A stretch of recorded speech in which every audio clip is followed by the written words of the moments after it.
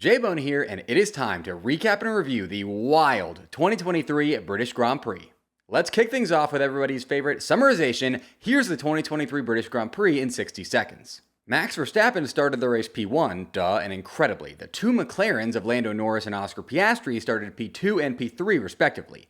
That wasn't the case for long, as Lando overtook Max before turn 1 and even got outside of DRS range for a little bit before Max inevitably passed Lando on lap 5. We'll always have laps 1 to 4. The Haas car was on fire, literally on fire, which brought out a safety car that really shook things up. Piastri unfortunately pitted just before that safety car and subsequently lost track position to Lewis Hamilton, which sadly kept Piastri off the podium. Lando pitted under the safety car, and McLaren made the questionable decision to go with hard tires for him despite the softs looking like the superior tire. We all watched in horror as Lewis Hamilton on softs behind Lando looked primed to overtake Lando on quicker tires. However, Lando put on the best defensive driving performance of the season thus far and somehow managed to keep Lewis at bay for the remainder of the race to finish P2, with Lewis rounding out a British Grand Prix podium that featured two British drivers for the first time in 24 years. Also, Carlos Sainz got passed by 3 cars in a span of like 6 corners. J-Bomb!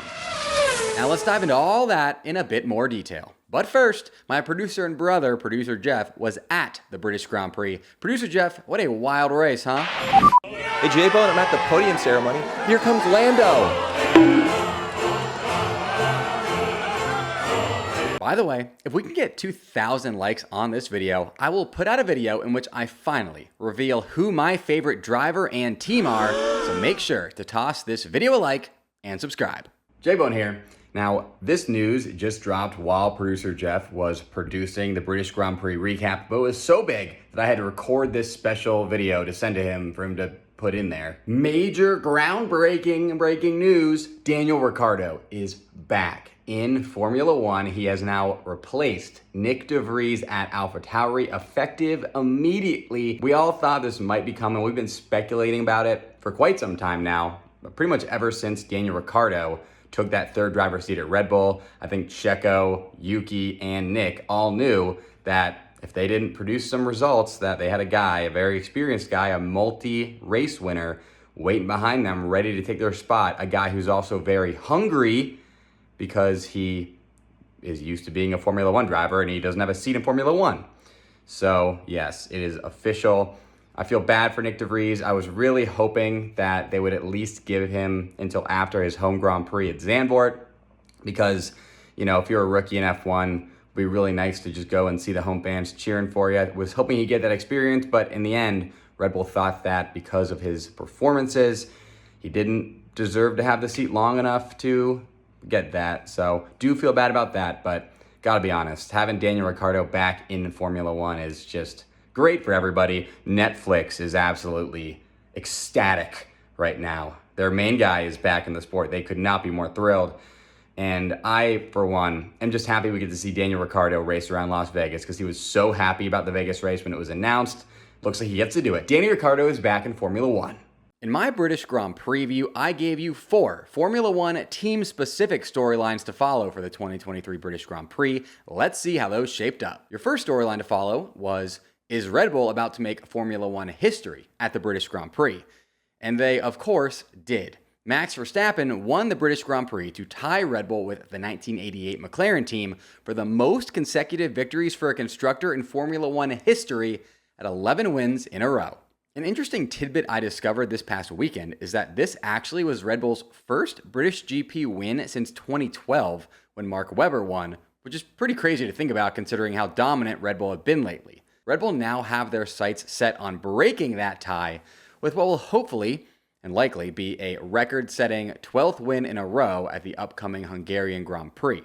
However, there's another record held by the 1988 McLaren team that Red Bull are hunting down this season as well. In 1988, McLaren won 15 of the season's 16 races for an all-time record season win percentage of 93.8%. In order for Red Bull to break that record, they can lose no more than 1 race from now through the remainder of the season. Do you think Red Bull will break that record, or will they lose 2+ races this season? Let J-Bone know in the comments. Your second storyline to follow was, are Mercedes about to win the British Grand Prix? And Mercedes just didn't have the pace to compete with Max or the McLarens this past weekend, despite me hyping the absolute bejesus out of them, and even including this in the thumbnail of my British Grand Prix preview. That didn't age well. Lewis did finish on the podium, and George finished a respectable P5, but if I'm Mercedes, I'm seeing these strides other teams like McLaren and Williams are making. I'm getting a little bit worried about my own progress, which looked stellar after the Spanish Grand Prix, but has since kind of stagnated. But hey, it could be worse. They could be Ferrari, who stunk out loud at Silverstone, finishing P9 and P10. We'll see if Mercedes can bounce back at the Hungarian Grand Prix, a race Lewis Hamilton has won an incredible 8 times. But Lewis also has won the British Grand Prix 8 times, and that didn't propel him to a win there this year, so I wouldn't get my hopes up. Your third storyline to follow was, I don't think Aston Martin are going to perform well at their home Grand Prix at Silverstone. And folks, I, J-Bone, was 100% right about Aston Martin when I predicted that they would not have a car finish in the top 5 at Silverstone. J-Bone! I gotta say, you all came at me pretty hard on social media when I unleashed this fire take on the world, so much so that I had to put out a statement on my TikTok page, which you should go follow because I'm almost at 250k followers, in which I rub your face in my correctness. Take a look. I don't think Aston Martin are going to perform well at their home Grand Prix at Silverstone. Wow. When I put that video up, you all said, oh, J-Bone's crazy. Oh, what's J-Bone yapping about? Oh, J-Bone needs to drink more water. He's really gone off the deep end here. Well, who looks crazy now, okay? What I said in that video, if you didn't watch it, was that Aston Martin were not going to do well at their home Grand Prix in Silverstone. I said they weren't going to finish in the top 5 because they just built a new 200 million euro headquarters in Silverstone, and that headquarters was both made out of glass and a headquarters that they claimed was just a stone's throw away from the Silverstone circuit, okay? They live in a glass house and they're talking about throwing stones. You know what they say? They say people in glass houses shouldn't throw stones. And I said, ooh, they broke that rule. They broke that cardinal sin. That can't be good for them. That's why they're not going to do well at Silverstone. They're not going to finish at the top 5 at Silverstone. I put that take out. You all roasted me off the face of the planet, okay? Well, who looks crazy now? It's not the guy in the tinfoil hat. It's you. It's you, because you didn't trust J-Bone, okay? J-Bone! J-Bone! Formula Bone is sponsored by Caldera Lab. If you aren't already, it is time to put your best face forward. How do you do that? By adding in a skincare routine, of course. It sounds intimidating, but you know what? It's really not hard. You just haven't had the right tools until now. Clinically proven to reduce wrinkles, fine lines, and signs of aging, Caldera Lab is the leader in men's skincare and is here to save the day. Use my exclusive code FBONE at calderalab.com to enjoy 20% off their best products. The older I get, the older I look, and I need to make sure I'm preventing myself from getting wrinkles because it's not a good look to have wrinkles and be in a race car bed. It's just kind of weird. Caldera Lab's products are made with top-tier ingredients and are a great addition to your daily routine. The skincare routine they've curated for you, called The Regimen, includes their products, the Clean Slate, the Base Layer, and the Good, and there's also the Icon as well. They're all amazing products. It takes less than a minute, morning and night to complete, and it's designed to reduce your wrinkles, fine lines, and signs of aging. Get 20% off with my code FBONE at calderalab.com. That's 20% off at calderalab.com by using code FBONE. Jump into skin and first impression royalty with Caldera Lab. Your fourth storyline to follow was McLaren are undoubtedly the team to watch this weekend at Silverstone, and oh man, J-Bone could not have been more right about this one. Get a load of this crazy Formula One fact. McLaren just scored more points at the British Grand Prix than they had scored at all the rest of this season's 9 Grand Prix combined, taking home 30 points from Silverstone compared to 29 points from everywhere else put together. Not only did Lando Norris finish P2, his and McLaren's best result since the Papayas went 1-2 at Monza in 2021, but McLaren rookie Oscar Piastri very well could have been on the podium as well with a P3 result if it was not for some bad luck that saw him come in for his pit stop not long before a safety car period allowed Lewis Hamilton to perform an overcut and jump Piastri on track by way of a cheap pit stop. McLaren remain the number 1 team to watch in Formula One right now because of their rapid ascent as well as all the unknowns surrounding them. Could they be fighting for race wins by the end of the season? At this rate, maybe.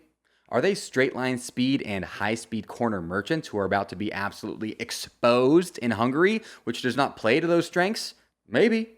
Is McLaren team principal Andrea Stella the second coming of Italian Jesus, who is here to lead McLaren to eternal glory? I don't know. Is Zach Brown really not the lead singer of the Zach Brown Band like we all think he is? I don't know about that one. All this and more remains to be seen, and thank you to McLaren for providing this season with some much-needed pizzazz. Next up, here are some Formula One driver-specific storylines that arose from the events of this past weekend. First up, is Checo Perez about to lose his Formula One seat? Red Bull Racing is a tale of two streaks right now. On the one hand, there's Max Verstappen's win streak. Max just won his sixth Formula One race in a row at the British Grand Prix, becoming just the fifth driver to ever achieve 6 consecutive Formula One victories. Hooray! On the other hand, there's Checo Perez's streak of poor qualifying performances. Despite being in the fastest car on the grid that his teammate has just used to win 6 races in a row, 5 of those wins coming from pole position, I should add, Checo Perez has failed to qualify in the top 10 at each of the past 5 Grand Prix. Yikes. These qualifying woes have made it so that Checo only has 1 podium in the last 5 Grand Prix, again, despite the fact that in the same car, his teammate has 5 wins in the last 5 Grand Prix. You can chalk it up to any combination of Max being the best driver in the world right now and Checo being in a slump, but any way you look at it, Checo is in trouble. Red Bull are famous for having a lead foot when it comes to stepping on the "you're fired" gas pedal.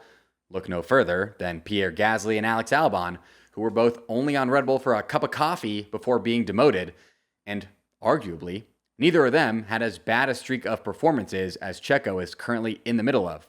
Hopefully it's not the middle for him, hopefully it's the end, but still.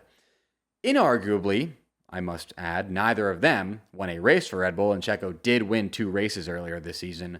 But still, F1 is a sport of what have you done for me lately, not what have you done for me.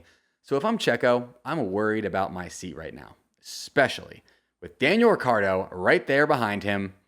Oof, wouldn't want to be Checo right now, just saying. Actually, I would because he's a famous Formula One driver. Next up, Lando Norris had an incredible drive, but Oscar Piastri is my British Grand Prix driver of the day. If it wasn't for Kevin Magnussen's engine randomly exploding, which ruined Oscar Piastri's tire strategy, there's no doubt in my mind that Oscar Piastri would have become the first rookie to finish on a Formula One Grand Prix podium since Lance Stroll in 2017. Even though Oscar didn't finish on the podium, though, he is still my driver of the day because of the unbelievable amount of composure that he showed under pressure at Silverstone, despite being a rookie. During his first stint, not only was Piastri able to maintain his qualifying position, but he was pressuring Max Verstappen on lap 1. And then, at the restart on slower tires, not only was he able to defend against George Russell, who was behind him on faster medium tires, but by the end of the race, he was gaining on Lewis Hamilton, whose soft tires were beginning to degrade. Oscar Piastri absolutely did not look like a rookie out there on the Silverstone circuit, and McLaren have to be absolutely giddy at how impressive their driver lineup is looking. Also, Alpine have to be absolutely devastated that they let Piastri go. Here's a crazy question that gets a little bit less crazy the more you think about it.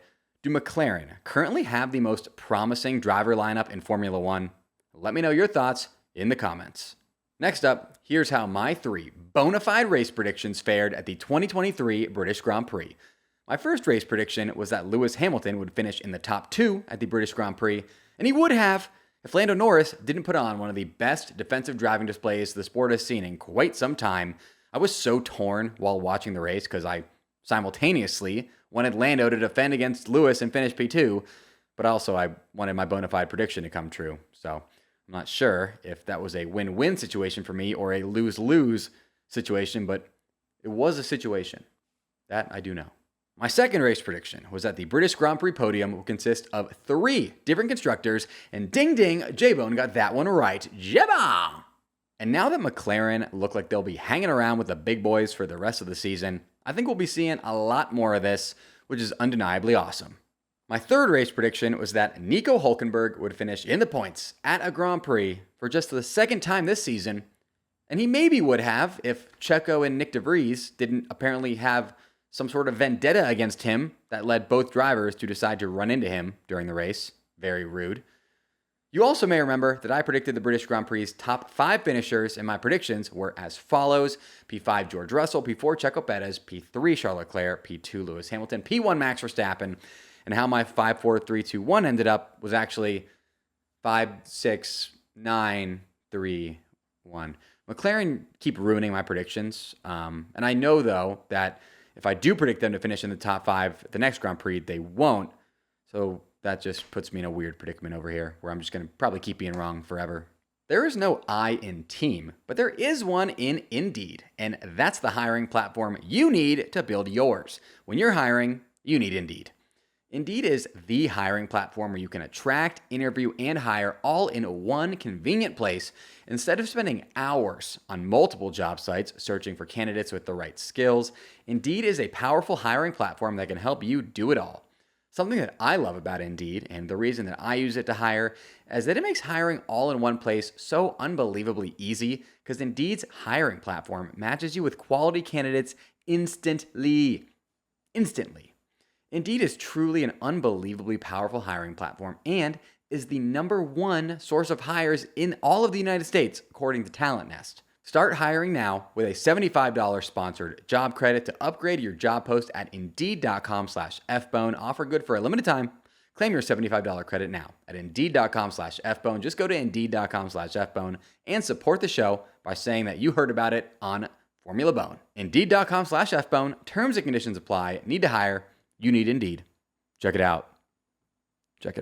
Finally today, I want to respond to this voicemail left on the Bone phone by Formula Bone Discord member Nick Debris. Great name.